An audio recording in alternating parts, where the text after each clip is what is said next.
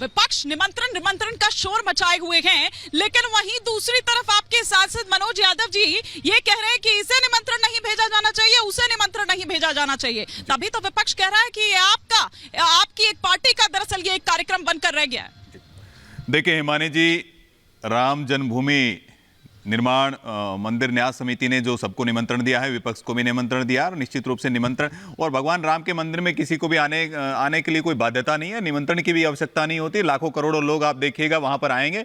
और ये समय आ गया है, जो लोग हमसे कहते थे कि सौगंध राम की खाते हैं, मंदिर वहीं बनाएंगे लेकिन तारीख नहीं बताएंगे, वो तारीख आ चुकी है, वो पुण्य घड़ी आ चुकी है। 22 जनवरी की वो पुण्य घड़ी है। ना इहलोक और परलोक दोनों जगह यक्ष गंधर्व और पूरे 100 करोड़ हिंदुओं के आस्था के जो केंद्र है, वहां पर भव्य राम मंदिर में प्राण प्रतिष्ठा होगी, रामलला विराजमान होंगे। ये सबके लिए एक ऐतिहासिक क्षण होने वाला है। और मैं तो कहता हूं कि जो कालनेमी रूपी जो लोग हैं, जो लगातार राम मंदिर के निर्माण में बाधा उत्पन्न करते थे, इन कालनेमियों से मेरा निवेदन है कि कम से कम आप जाकर के आप प्रायश्चित कर लीजिए। जिन्होंने कार सेवकों पर गोलियां चलाई, जो सरियों को लहू लुहान करने का काम किया, जिस कांग्रेस पार्टी ने बार बार राम मंदिर के निर्माण में बाधा डालने का काम किया, राम को काल्पनिक बोलने का काम किया, तो उन कालनेमियों से मेरा कहना है कि अब तो प्रायश्चित करने कम से कम पहुंच जाइए। चाहे कालनेमी का रूप धारण करके पहुंच जाइए, लेकिन पहुंच जाना चाहिए।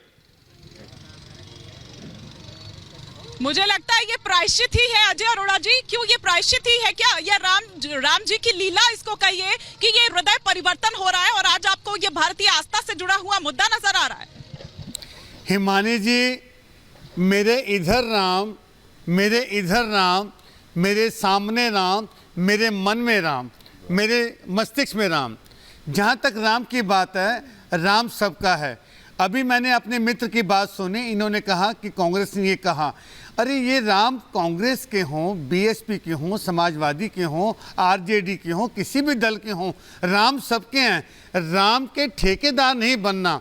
आज हमने निमंत्रण जिस प्रकार से ट्रस्ट का आया है, और जहाँ तक हिमानी जी, ये बताइए राम सबके कैसे हो गए? राम तो है ही नहीं ना। सुनिए तो अजय अरोड़ा जी, राम तो है ही नहीं ना। आप लोग तो यही कहते हैं। अभी आप 2007 में सर्वोच्च न्यायालय में हल्फनामा देकर के कहा था कि राम काल्पनिक है। राम सेतु को काल्पनिक बताया था। और जनेऊधारी जो हिंदू बनते हैं, जो पॉलिटिकल हिंदू बनते हैं, राहुल गांधी जी, उनसे मैं पूछना चाहता हूं कि सबके राम है तो बार बार राम मंदिर के निर्माण में बाधा उत्पन्न करने का काम क्यों किया?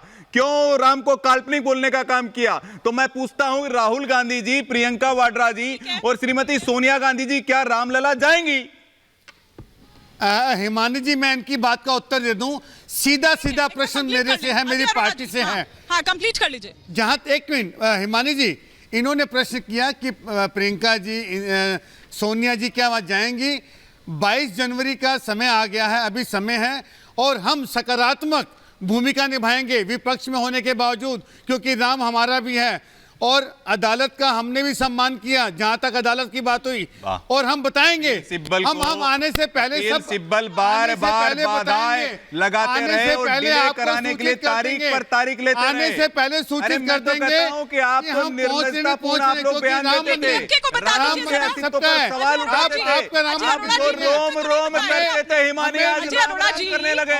अजय अरोड़ा जी, ये बात आपने डीएमके को नहीं बताई क्या? वो बार-बार आपको टेंट पहुंचाने की कोशिश कर रही है, और ये कहकर आप अपने सहयोगी अखिलेश यादव जी को टेंट पहुंचाने की कोशिश कर रहे हैं। प्रायश्चित करने के लिए रामलला जाएंगे, प्रियंका वाड्रा प्रायश्चित करने के लिए रामलला जाएंगे। ये अगर सच में ही ये राम को मानते हैं तो ये प्रायश्चित करने के लिए निश्चित रूप से जाएंगे। भारतीय जनता पार्टी 2024 में चुनाव की जो पॉलिटिकल कर्म किए हैं, राम के अस्तित्व पर सवाल उठाए हैं। मनोज यादव जी, आपको रोक रही हूँ, एक सेकंड आपको रोक रही हूँ। प्रायश्चित करने के लिए अजय अरोड़ा जी, आपने